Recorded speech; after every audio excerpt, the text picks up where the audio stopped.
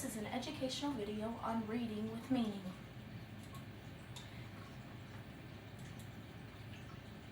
First, let's discuss what reading with meaning is.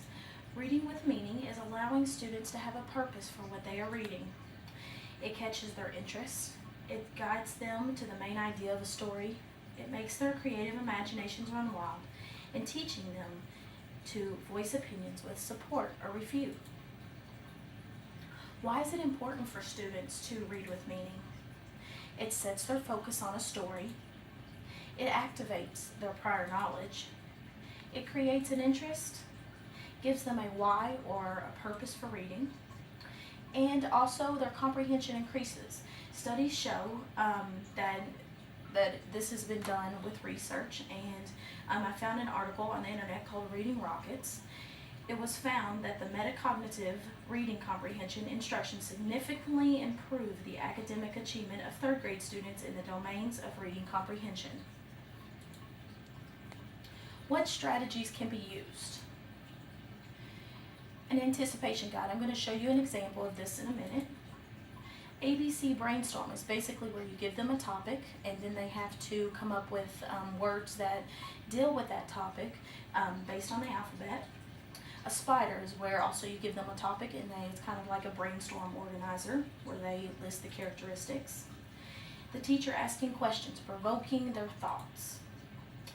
Students creating questions. They can do this or make predictions. They can do this by having a picture walk where you show them the pictures of a book and they create questions and make predictions about what the book's going to be about. And then the last one that you could use is think, pair, share. And this is basically where you ask them a question, they think about it, then they pair up with a partner and they share their answer. Like I said before, here's an example of an anticipation guide. It's over the book Maggie Moon. You can see I have statements listed here. And then what the students are to do, they're to agree or disagree with the statement and then support the reason why they agree or disagree. Once again, these statements are not anything they have to know about the story. It's just guiding them to the main idea that I want them to get of the story. Now, how can teachers implement these strategies in their classroom? Well, what I have here is a step-by-step list of how to implement these in your classroom. First, you have to choose a book or a text that you want them to read or you're going to read to them.